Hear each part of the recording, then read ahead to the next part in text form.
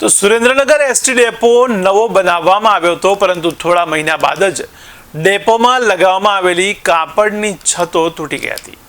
ત્યારે આ પરિસ્થિતિને અંદાજે 23 માસ જેટલો સમય થવા છતાં છાંયડા માટે કોઈ કાર્યવાહી ન કરાતા આ ડેપોના પ્લેટફોર્મ આગળ જ છત ન હોવાથી મુસાફરોને પારાવાર મુશ્કેલીનો સામનો કરવો પડી રહ્યો છે।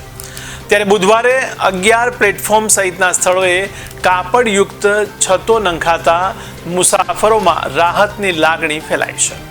ત્યારે આ નવા બસ સ્ટેશન આગળ આવેલ પ્લેટફોર્મની ઉપર જ સુવિધાયુક્ત કાપડની છતો બનાવવામાં આવી હતી, જેને કારણે પ્લેટફોર્મ પર જ્યારે પણ બસ આવે તો મુસાફરો આ છતની નીચે પણ ઊભા રહીને બસમાં જઈ શકે। ત્યારે બસ સ્ટેશનના પ્લેટફોર્મ પર બસની રાહ જોતા મુસાફરો માટે બનાવાયેલી આ કાપડની છતો વાવાઝોડા અને ભારે પવનને કારણે તૂટી ગઈ હતી।